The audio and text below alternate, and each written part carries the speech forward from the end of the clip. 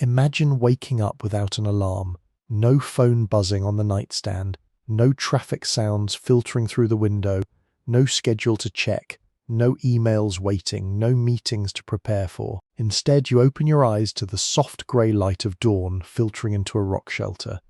The air is cool and crisp, carrying the scent of wood smoke and earth. Somewhere nearby you can hear the low murmur of voices as others in your group begin to stir. A baby cries briefly, then settles. Someone laughs. Outside, birds are calling to each other in the growing light. This is how humans woke up for hundreds of thousands of years. This was morning. It's 40,000 years ago, give or take a few millennia. You're a Homo sapiens living somewhere in what we'd now call Europe or Africa or Asia. Anatomically, you're identical to modern humans. Same brain size, same body structure, same capacity for language and thought and emotion. But your world, your daily reality, is so alien to ours that it's almost impossible to compare. No cities, no buildings, no roads, no borders, just open land, weather, animals, plants, rivers, and your people.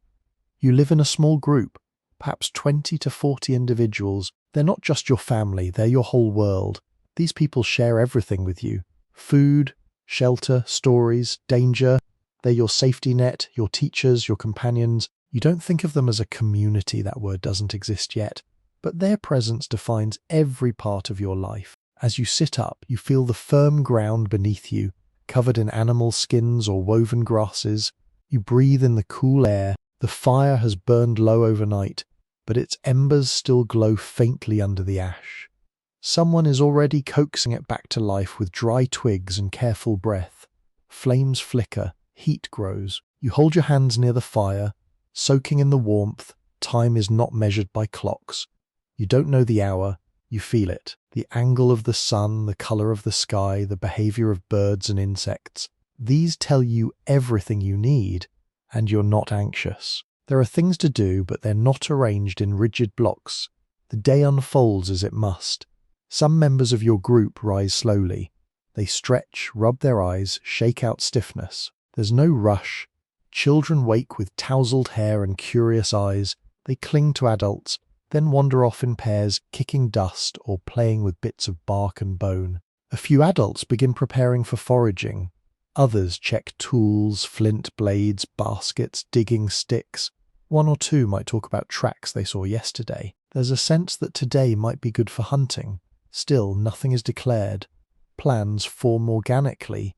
You gather some things, a small pouch, a water skin, a blade, and start walking. Maybe with others, maybe alone for a while. The world is quiet, but not silent. Leaves rustle.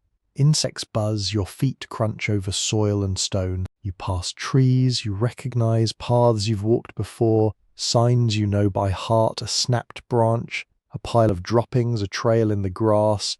These are the texts you read, they guide your choices. You stoop to examine a fresh print, hoof-shaped, deep in the mud, still wet at the edges. It's not large enough to be dangerous, not small enough to ignore. An antelope, perhaps. You note its direction and move on. Your senses are tuned to everything.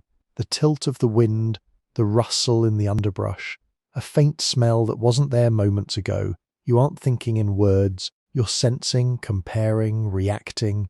You've been doing this since you could walk. Some distance away, you find a patch of edible roots, and you kneel to dig them with a stick. The soil is damp, and you know you won't get many, but enough to matter. You fill your basket halfway, brush your hands on your thighs, and move on. Further out, someone else spots berries. Not many, but enough for a small gathering.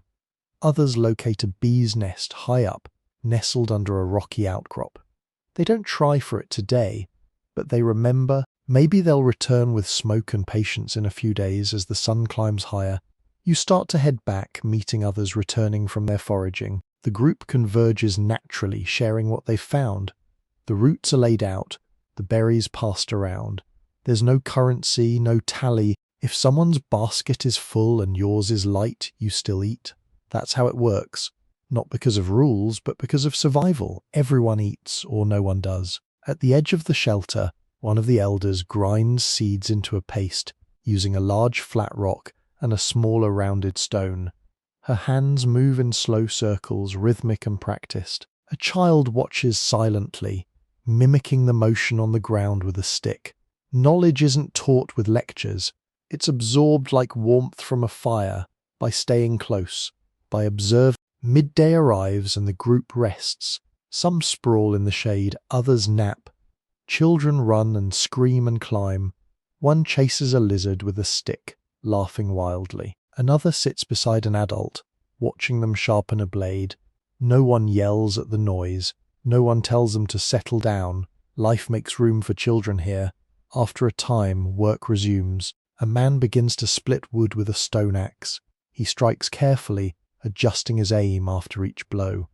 A woman scrapes a hide, stretching it tight over a wooden frame. She hums as she works, a tune with no words, just rhythm and tone. Others begin to shape new tools, blades, scrapers, awls. Each item is needed, each has its use. Nothing is made for show, everything must work. By late afternoon, the camp grows quieter again. The children have tired themselves out and lie sprawled in the dust or curled under hides. A few adults sit in a loose circle, talking in low tones, not arguments, not debates, just stories, ideas, shared thoughts. One speaks of a dream they had, another reminds the group of a time the river rose too quickly, and they had to move in the night. Memory is oral here. History lives in voices. As the sun begins to sink, someone begins to prepare the evening meal. The roots gathered earlier are roasted on hot stones. Meat from yesterday's hunt is skewered and turned over coals. There are no recipes, no formal process, just instinct, habit and taste. Smoke rises, carrying the scent of cooking into the trees. Others tend the fire, add more wood, shift stones. Someone gathers water in a hollowed-out gourd and sets it near the edge to warm. Food is shared again, not in portions but in gestures. A piece is broken and handed to the left. A child is fed first, then the elders. No one watches for fairness. Fairness is assumed, and now with stomachs filling and light fading, the group begins to shift inward. Not physically, but emotionally the day has been lived. Now comes the reflection. The fire becomes the center of attention. Sparks drift upward, vanishing into the dusk. Shadows flicker on the stone walls. And slowly, one by one, people begin to speak. A story starts, not a fictional tale, but something remembered. A time when someone was lost and the group searched through the night. A day when a storm came suddenly, and they all took shelter in a cave. The stories aren't told to impress. They're told to remember, to teach, to feel. You listen, you always listen, because in these words are warnings and wisdom. In these moments, history is passed down, not in books, but in breath. When the fire burns low and even the children are quiet, someone hums again. Maybe it's the same melody as before, maybe different. It doesn't matter. It's not about performance. It's about comfort. One by one, people begin to settle in. Hides are pulled up, children curl beside parents. An elder lies down with a sigh, bones creaking, face soft in the firelight. And you, your muscles heavy, your stomach full, your mind quiet, you lie back on the earth, eyes open to the sky. The stars are there, waiting, not named, not charted, but familiar. You recognize them by their shapes, their positions, the way they mark the turning of seasons. Tomorrow they will be there too, and tomorrow you'll rise again. No alarm, no rush. Just light, fire, movement and life. You're not rushing into tasks. Waking is gradual. The priority is to conserve energy. The body needs to adjust, stretch out, find its bearings. People rise in stages, some rub the sleep from their eyes, others roll shoulders, stretch back stiff from lying on stone or earth. There's no urgency, only method. Someone walks a short way from the camp to relieve themselves, always away from the living area, maintaining cleanliness without formal rules. These routines are second nature. In caves or long-term shelters, there's a known spot for waste in temporary camps. People spread out into the brush. As always, one or two individuals take it upon themselves to scout the perimeter, not as sentries but out of habit. They check for disturbances. Did animals come close? Are there new prints, broken branches or subtle signs the world shifted while everyone slept? It's not fear. It's vigilance. It's knowing that the land is alive and changes constantly. A fresh pile of scat might suggest a predator. A new path in the grass might mean prey. Even the shape of clouds is meaningful. Wind direction, air smell. These are noticed, not analyzed. They're felt. Someone squints at the horizon, sensing whether the breeze signals rain or just the usual shift of morning back at the fire. Smoke rises as embers are stirred. Twigs crackle, flames breathe. It's warmth, yes, but also comfort. A center around which the group orients, food begins to emerge. It's not a grand breakfast. There might be leftovers from yesterday's hunt, maybe roots that were roasted, maybe seeds or bits of dried meat. Children nibble slowly.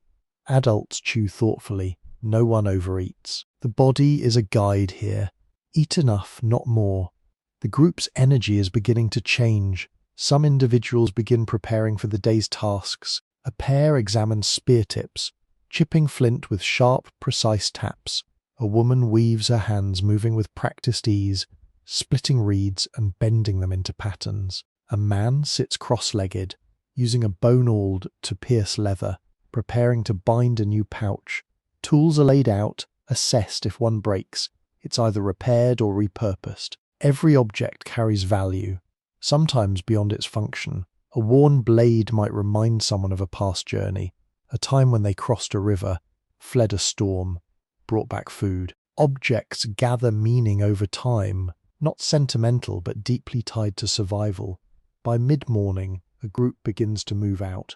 It's a mix of ages, but mostly those strong enough for walking long distances. Today's goal might be foraging, or tracking the herd spotted yesterday. Plans shift quickly based on weather, sightings, and gut instinct. Those staying behind aren't idle. A mother with a young child teaches her how to separate fibers from dry stalks. She doesn't speak much, just shows the child mimics. Mistakes are corrected with a look or a quiet sound. Older children form loose groups, sometimes helpful, sometimes just wandering. One carries a stick, poking at anthills. Another imitates an adult's posture while carrying firewood. Play and work blur constantly. Two elders sit near the fire, speaking softly. They aren't leading, but their presence matters. They comment occasionally about the way someone holds a blade, the angle of a drying rack, the cloud cover. Their words aren't orders, they're observations. Influence here isn't power. It's respect, earned over seasons. Someone notices that the wind is stronger than before, and smoke drifts east. This leads to a short conversation about a time years ago when smoke failed to rise before a storm, and the group had to move quickly. Everyone listens, not because the story is dramatic, but because such stories are how you learn what to expect. At the edge of the shelter, another group is preparing hides. They've soaked them overnight in a shallow pool, and now work to scrape off hair and soften them with fat and ash. It's laborious, slow, but the results matter. Soft skins for warmth, for wrapping infants, for sleeping in winter. As the sun climbs, light floods the space more directly, shadows shrink. The group shifts into shaded areas. Food is passed again, light, simple water is shared. Someone slices dried meat thinly, offering it around without needing to say a word. A few bugs buzz through the air. Children chase them laughing. Someone trips and scrapes a knee, they're comforted but not coddled. Pain is part of the learning. In a quiet moment, a young man sits alone near a tree, working on a net. His fingers are clumsy but determined. He learned the pattern from watching others, and now he repeats it, knot by knot. Behind him, birds chirp above. The sun flickers through leaves. These are the moments that pass without being recorded, but they shape a life. Others begin returning from short walks, some with bark strips, others with mushrooms, and one carrying a lizard he caught with his hands. It's small but edible, nothing is dismissed as insignificant. Back in the center of the camp, materials are gathered. Flint shards, twisted fibers, crushed berries used for dye. Someone arranges tools, lines them up for sharpening. Another checks the sling they've woven from hide, swinging it lightly. It holds, there's no official taskmaster. Everything is self-regulated. You know what needs doing because you've watched it done 100 times. As the day moves toward afternoon, the pace slows. Bodies rest, minds drift. Some people lie on their sides, speaking softly. Others sit with legs crossed, repairing small things, tightening a knot, adjusting a strap. It's quiet but full. Nothing feels empty. A few children begin shaping clay. Their hands are covered in it, moulding animals, shapes, people. One creates a little figure and shows it to an elder. He nods.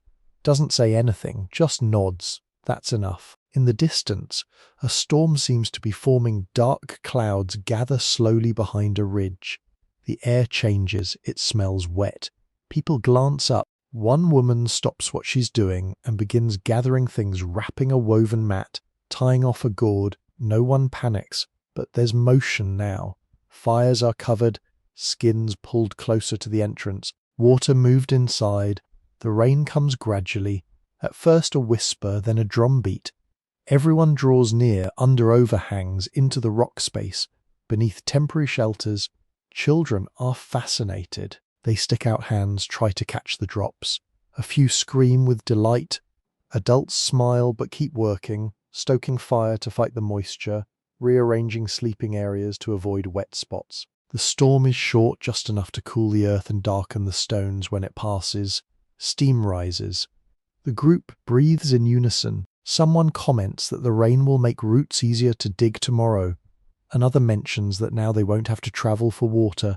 There's no frustration, just observation, adjustment, acceptance. As the sun begins to fall again, light hits the wet surfaces and makes everything shimmer.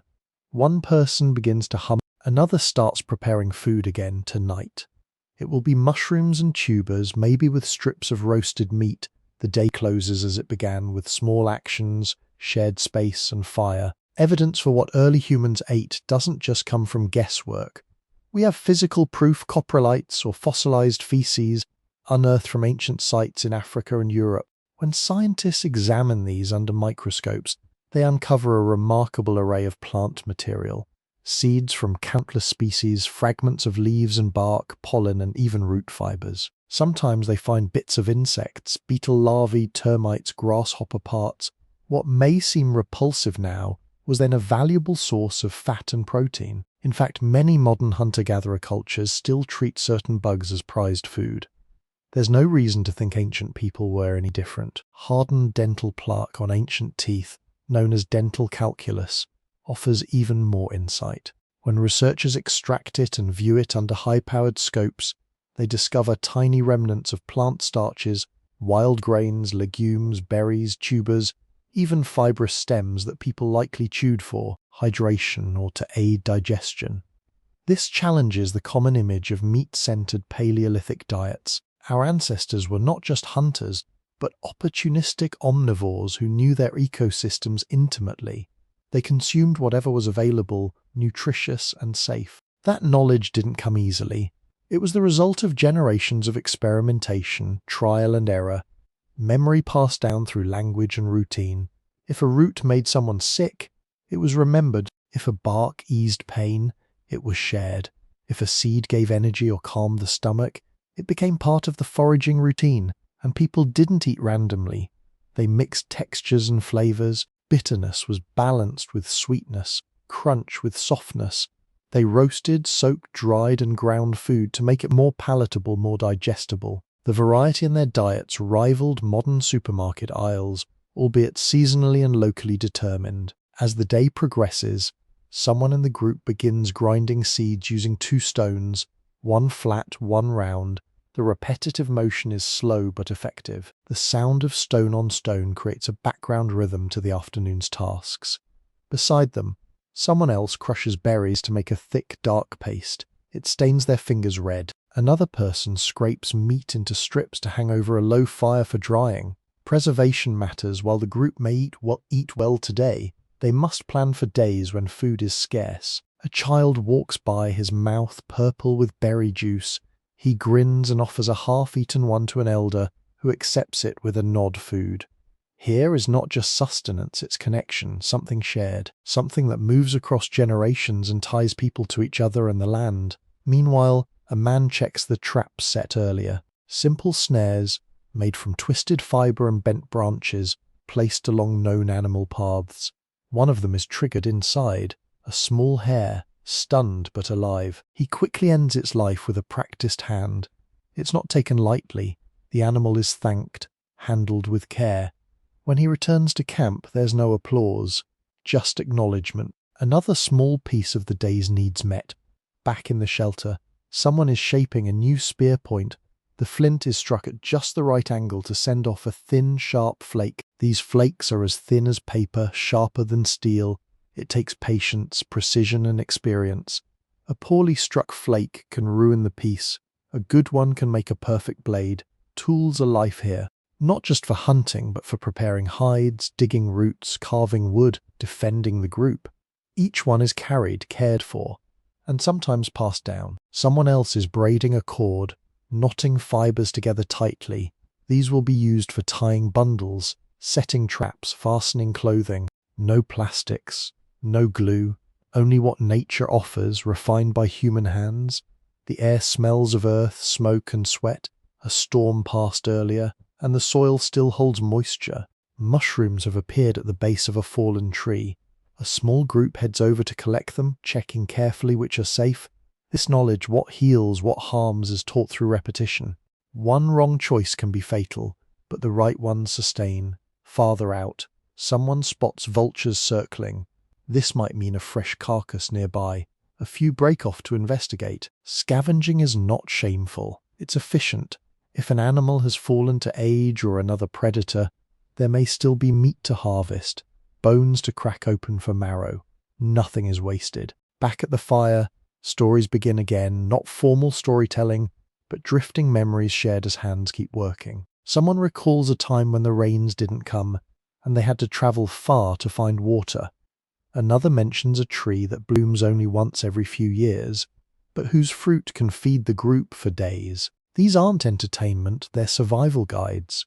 The sky begins to turn orange, birds settle in trees, the temperature dips, children are called in, mats are unrolled, fires are stoked again. The evening meal is not a feast, but it is rich in variety. Dried meat, roasted roots, crushed berries, even a few insects cooked in leaves.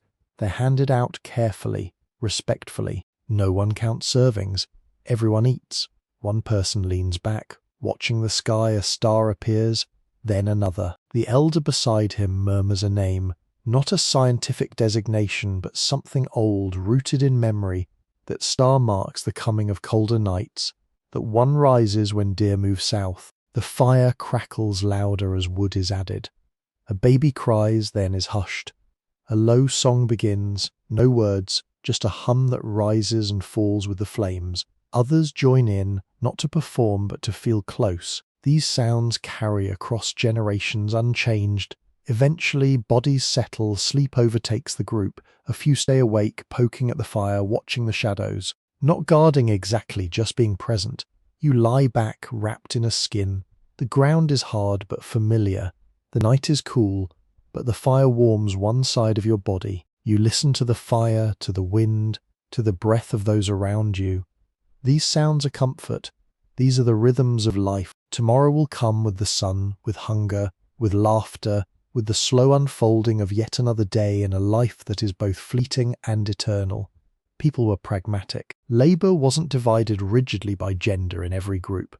It was shaped by circumstances. In some communities, pregnant or nursing women often did more gathering because it fit better with caring for infants. But that didn't make them less capable or less important. In other cases, older women, those who could no longer bear children, were vital hunters freed from the risks and limitations of childbearing. The idea that hunting was noble and gathering was lesser is a modern projection. Gathering was a specialized skill. It required observation, memory, patience, and long-term training. And it was often the difference between survival and starvation. Now picture yourself on a gathering expedition. The mist of early morning has lifted and the sun is warm on your back. You're walking with 3 others.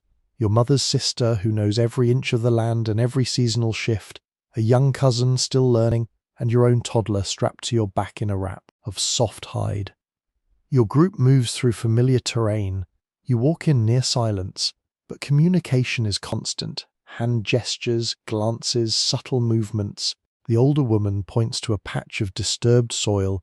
She kneels, digs with a flat stick, and pulls out a root thick and pale, with the rough skin of a starchy tuber. She smells it, breaks a piece off, tastes it, then she nods. You all gather a few, carefully replacing the disturbed dirt. Leaving no trace isn't about aesthetics, it's about sustainability. If the plants return, the group can return. You press further into the brush. The toddler stirs, you murmur softly, the child calms. The cousin runs ahead a little, then calls back. She's found a low tree with berries, dark blue, nearly black. You all approach. They're ripe. Not too many, but enough to fill a pouch. The older woman reminds the child which ones to pick and which to leave. Some look similar but are bitter, even toxic. She tells a story, short, direct, about someone who once ate the wrong one and became very sick. The message is received, the berries go into a woven bag. As the sun climbs higher, your group finds a fallen log, split open with age and moisture. Inside, beetle larvae curl and wriggle. The older woman scoops a few out. They're fat and full of protein. You roast them lightly over a fire later. There's no squeamishness. Food is food further along. Someone spots mushroom caps under leaf litter. You all stop, these require caution. One by one, they're examined, turned over, sniffed. The older woman discards 3. You keep 2 later. These will be added to broth, giving it depth and nutrition. This process continues for hours. There's no rush, you follow the land's rhythm. When you sit, you chew on fibrous stems that release moisture and mild sweetness. You share a piece with your child. Your cousin asks about a flower, bright, delicate, fluttering in the breeze. The older woman explains that it's beautiful but useless. She plucks one anyway, tucks it behind the child's ear. Not everything has to serve a function. Eventually, your baskets are half full. That's enough. You begin walking back, taking a different path, scanning for other finds. You pass a place where bees once nested. It's quiet now. The combs have dried out. You collect a few waxy remains. They'll help waterproof baskets. Returning to camp, your group is greeted with nods and light touches. Your harvest is displayed. People examine the roots, the mushrooms, the berries. The larvae are handed to a fire tender, who places them near the coals. The work is acknowledged, not praised. This is expected. This is normal. A child watches as roots are sliced thin and laid on flat stones to dry. She mimics the motion with a stick. An elder corrects her grip gently. Another sits beside her, telling a story about when they first learned to forage. These stories matter. They carry techniques, warnings, traditions around you. Others are busy. A man is knapping flint, his hands scarred from past mistakes. Each strike is purposeful, his breath measured. Nearby, a woman adjusts a drying rack to catch more sun. She hums low, steady, not a song but a working rhythm. In a shaded corner, someone weaves a net, their fingers moving quickly.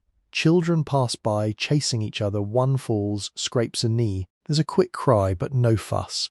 Another child helps them up, brushes dirt from their arm. A teenager watches this and smiles slightly later. That same teen is asked to carry water. They don't hesitate. Responsibility grows naturally, absorbed over time. At the center of the shelter, the fire is stoked again. Ashes are shifted, coals revealed. The larvae are turned, roots laid beside them. Someone brings out a pouch of dried leaves to flavor the food. This isn't seasoning in the modern sense, it's tradition. Some herbs soothe the stomach, others help sleep. The older woman selects one carefully, crumbles it, sprinkles it over the roasting tubers. Evening is close now, the shadows stretch long, and the air cools. People begin to settle again, the pace slowing. A few return from scouting. No game found, but promising signs. They speak of tracks, of droppings, of disturbed grass. Tomorrow may be better. The group listens, nods. Plans are not set in stone. The land decides. Night comes gently. Food is shared, roots roasted soft, berries mashed, larvae crisped and nutty. Children sit in laps. Elders sit in silence. Firelight dances on stone and skin. A story begins about a time long ago when the land shook and the river moved. It's not told with drama, it's told with weight. The lesson: things change, be ready. The group listens. Not every detail is remembered, but the core remains. As the fire dims, people lie down. The child in your arms sleeps easily, their breath warm against your chest. You lie back, your muscles aching, but your mind calm. The stars are clear tonight. You recognize patterns, those that mean warmth is coming, and those that warn of frost. You close your eyes, and sleep takes you. You don't dream of more. This life is enough. Hunting was never casual. It demanded planning, coordination, and the ability to read the environment with precision. Often it failed. Sometimes days passed with nothing but footprints and hopes. Other times luck turned. Today is one of those rare moments when everything seems to align. Yesterday, a group of scouts returned with promising news, a trail of antelope prints freshly imprinted in soft soil, leading toward a known watering spot just a few hours away. The sky is clear, the ground firm, and more importantly, a team of capable hunters is ready. There's no rush. The hunters prepare in silence. No speeches, no declarations, just routine movements. The checking of spears, the tying of cords, the final sharpening of stone blades. Among them are 6 men and 2 women. Each has hunted before, each knows the risks. They leave quietly, slipping into the forest with practiced steps. The world doesn't greet them, it absorbs them. Birds chirp as before, leaves rustle. But the group becomes part of the landscape, not separate from it. They move through terrain shaped by memory. Paths are not marked but known. One hunter points to a bent stalk, another kneels to inspect a tuft of fur caught on bark. Signs accumulate. The herd passed this way not long ago. They were walking, not running, grazing relaxed. The hunters split into smaller units. 2 head to higher ground. 1 scales a rocky incline for a better view. The rest move low, hugging the trees. No words are spoken. Communication comes through glances, through gestures, through long-practiced rhythm. Then they see it, movement in the valley. A shimmer of brown against green antelope heads down unaware. The energy shifts. Everything becomes still. Breath slows, muscles tighten. The hunters know the plan. 2 circle left, using brush for cover, 3-inch right, toward a slope. The others wait poised, then a hand signal. Barely a flick of fingers. It's time they move in synchrony. Not a charge, but a tightening net. The antelope sense something, but too late. 1 bolts, another turns chaos. But 1 is trapped, flanked. A spear flies, then another. The animal stumbles. A final strike brings it down. The moment ends as quickly as it began. The animal lies still. The hunters approach with care, not for fear, but for reverence. It's a strong animal, a good one. Its death means food, tools, clothing. No time is wasted. Knives appear. The body is opened with efficiency. Blood drains into the soil. Meat is carved, organs inspected, bones sorted. Every piece is used. The hide is cleaned for tanning. The sinew will become thread. Even the hooves will be boiled for glue. Nothing is left behind. The site is cleared. Scavengers will come and the hunters must move. They bind the meat in hide bundles, securing them to their backs. The return is slower, the weight real, but spirits are lifted. This was a good hunt. The others will eat well. Back at the shelter, their arrival is quiet but noticed. A ripple moves through the group. Fire is built up. Stones are arranged. People step forward to help. The meat is unpacked. Slabs are laid out. Some will be cooked immediately. Others will be dried for future use. Bones are set aside for tools. The hide is stretched over a wooden frame. The air smells of blood and smoke. Children gather near, wide-eyed. 1 mimics throwing a spear. Another pokes a bone with a stick. The adults smile softly. This is how knowledge passes. As evening approaches, the cooking begins. Meat sizzles on stones. Fat drips into fire. The sound is comforting. Stories begin. Of the hunt just past. Of hunts long ago. Of close calls and clever escapes. They're not told to boast, but to remember everyone eats. The food is shared without tally. A bit more for the very young. A choice cut for an elder. Fairness is assumed, hunger is eased, bellies fill, and as night falls, people gather close to the fire. The heat draws them in. The stars blink into view. 1 elder gestures upward, naming a bright point in the sky, not by its modern name, but by a word rooted in memory. It's the star that signals the deer's migration. Another star marks the end of the rainy season. The sky is a calendar, and the people know how to read it. The children listen half asleep. The adults hum. The fire pops. The night grows deep. Sleep comes without invitation. You lie back, muscles sore, eyes heavy, skin warmed by fire around you. Others breathe in rhythm. Tomorrow, the cycle will continue. But for now, there is only rest. Everything else still needed doing. Gathering didn't stop because of one successful hunt. The camp remained busy. There were tools to fix, fibers to weave, roots to dig, and knowledge to share. These people were not just hunters or gatherers. They were problem solvers, navigators of constantly shifting landscapes. While the hunt gave food, it was just one part of a broader, interwoven system of survival tomorrow. No matter how full the bellies were tonight, the work would begin again quietly, instinctively. Roots would be pulled from damp soil, berries sorted by colour and ripeness, hides scraped until smooth and strong. The antelope from yesterday was already changing shape. Its meat fed the people, its hide stretched and drying, its bones separated for tools, but more than its body.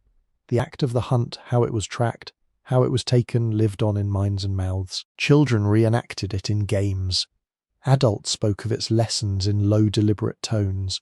Over time, these recollections would harden into story. The story would pass into tradition, and the tradition into culture. Midday brought a different rhythm. The sound of repeated tapping filled the camp, a universal language of craft. Stone on stone, wood against bone, scraping, splitting, weaving. One person used a hammerstone to shape a fresh flint core. Small flakes flew with each precise strike, falling into the dust. Nearby, another smoothed a shaft, rubbing it against stone until straight and balanced. A third twisted sinew into cordage. These acts weren't rushed. They didn't need to be. The sun arced overhead, time passed through motion, not measurement. Around the fire, someone stitched a tear in a skin cloak using bone needle and gut thread. A child watched, chewing on a scrap of dried meat. Later, that same child tried the motion with their own fingers, fumbling but learning. Adults didn't interrupt. Learning here was subtle, modelled more than taught. At the edge of the shelter, a woman painted the inside of a gourd with sap, sealing it against leaks. Her hands moved smoothly, confidently. She'd done this many times. The gourd would hold water tomorrow across the clearing. Someone sang a low, repetitive melody while grinding roots into flour. The sound wasn't for performance. It kept pace. It signaled concentration, a way to mark time without counting it. Occasionally, someone would pause their task, stretch, share a bite of food, then return to their work. Nothing was wasted, not time, not energy, not motion. As the day wore on, the camp grew quieter, the pace slowed, but activity continued. Some elders gathered to talk. They weren't making rules. They were remembering. One recalled a flood season that came early, washing away their food caches. Another spoke of a distant cave, carved by wind, where they once took shelter for weeks. Each story was both warning and comfort. Not all memories were hard. Some brought smiles, like the time two children had stolen fire embers to try starting their own camp, or when a man dreamt of talking animals who offered him advice on how to fish better. Laughter was soft but real.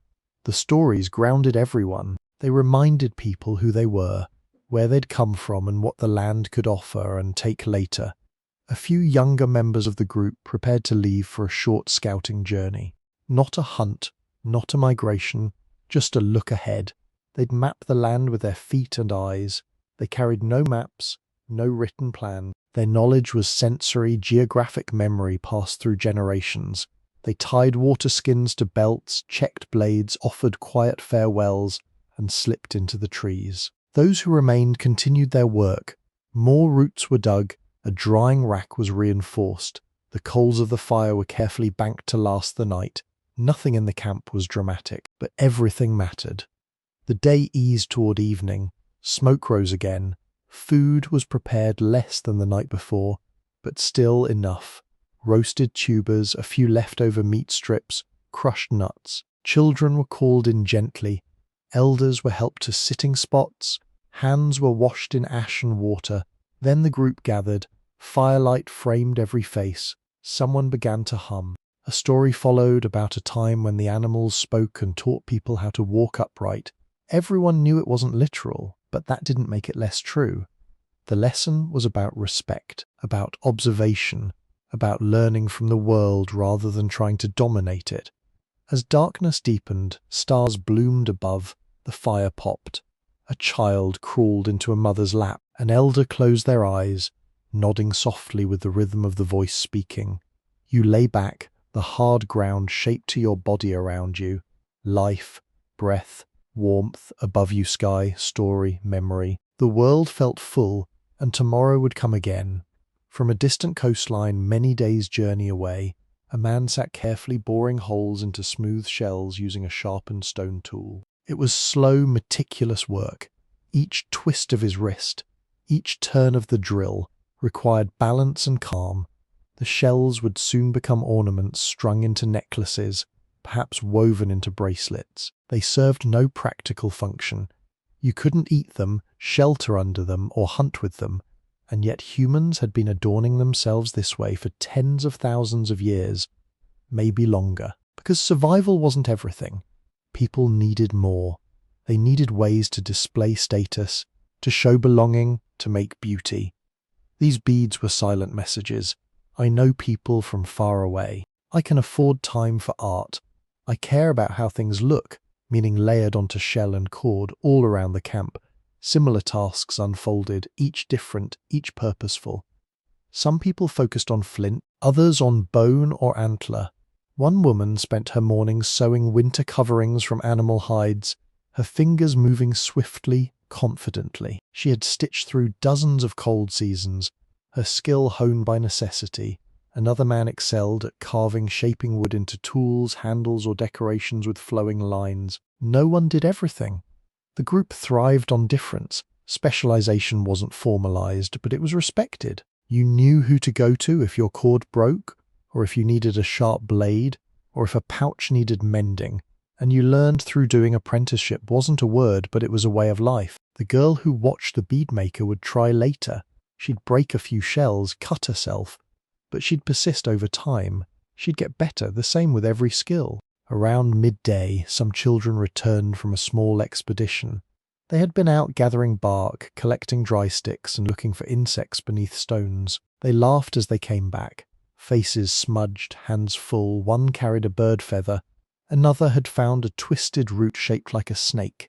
These discoveries were met with interest. Not praise exactly, but real engagement. A feather might become decoration. A root might inspire a story. Each object had potential. The fire was rekindled with the dry wood. Sparks leapt, smoke curled. Food was warmed again, bits of tuber, strips of meat, a few roasted seeds. The smell pulled everyone inward. People sat close, shared what they had, ate slowly. Conversations continued, not just talk but transmission. Knowledge moved through these exchanges quietly, invisibly. Someone commented on how certain birds sang just before rain. Another mentioned a nearby stream changing its course last season. These weren't casual facts, they were mental maps, future cues, life-saving signs. Across the camp, the beadmaker kept working. He now had 6 shells pierced. Strung onto a thin cord, he held it up, inspected the spacing, adjusted a knot beside him. A boy tried copying the motion. He fumbled. The man said nothing, just kept working. The lesson was in repetition, in pattern, in patience. Later, the same boy would try again. Eventually, he'd succeed. Farther away, someone was boiling bark in a clay bowl. The liquid darkened with time. It would become dye or perhaps medicine. Others came by, sniffed it, asked questions. The woman boiling it shared what she knew. She had learned from her grandmother. It soothed stomach pain, she said, and helped with toothaches. Whether that was true or not, the belief had persisted, and that mattered. Belief guided action. Evening arrived with little fanfare. The sun dipped behind a ridge, shadows returned. The camp grew still. Food was passed once more, not a feast, but sustenance. Enough. The beadmaker placed his finished string around a wooden peg. It would be worn soon, or traded, or given. The girl who had watched him now sat alone, threading a broken shell onto a reed. It wouldn't hold, but it was a beginning. Firelight danced again. Voices slowed. One woman began to speak. Her tone was low, rhythmic. It wasn't a new story, but no one minded. It told of a time when the moon fell from the sky and hid in the river. People listened, not because they believed it happened, but because it mattered, because stories shaped the world as much as tools did. Sleep came gradually. One by one, people lay down. The fire dimmed but did not die. The sky above was open, scattered with stars. You breathed in cool air, felt the ground beneath you, heard someone humming softly. This was the shape of life. Unhurried, shared, remembered. And tomorrow it would begin again. The story may be about a sly animal who tricks others and brings fire to the people, or perhaps a sky spirit that hides in thunderclouds and punishes greed. Some tales clearly come from remembered events, floods, animal migrations, conflicts. Others come from dreams, metaphors, visions, but each one has weight. They warn, advise, remind. A story tells you where to find clean water when the rivers run low. Another teaches which roots cure fever and which berries are poison. Some explain why rules matter, why certain actions carry consequences, even if no one enforces them directly without books or permanent records. The spoken word carries everything. Sitting near the fire, half drowsing, half listening. You absorb more than plot. You absorb values, patterns, strategies. You're being trained without being instructed. It's not rigid, it's quiet, rhythmic, continuous beyond talk and music.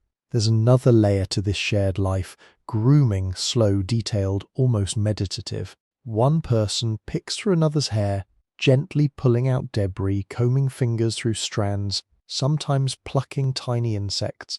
It's intimate but not sexual. It's soothing, bonding, a sign of trust. Time slips by during grooming. There's no hurry. It's a form of conversation without words. Children learn to sit still for it. Elders expect it as part of care, and in turn, they do the same for others. The act is as old as humanity. Primates do it too. It keeps the body clean, yes, but more than that, it knits the group together. When you're groomed, you feel noticed. When you groom, you give time, focus, gentleness. These acts keep bonds alive. Later, as firelight dims even further, some people have already curled under skins. The night is quiet. A few murmurs remain. One person hums low, another pokes coals, keeping them from dying out. You're not asleep yet, but you're drifting. You remember the hunt, the stories, the grinding of roots, the sound of flint being shaped, the smell of berries roasting. You feel all of it. You don't wish for anything else. You don't want more. Tomorrow will bring another day like this. The details will change, weather, food, mood, but the rhythm will stay. You will wake slowly. You will move with purpose. You will contribute in large ways or small. You will be part of something ongoing. The land will feed you, test you, teach you. The people will hold you, correct you, remember you. Nothing is perfect. Danger exists. Mistakes happen. But here you belong. This is your world, your time. The fire softens. The stars hold steady above. Your breath eases, and then sleep.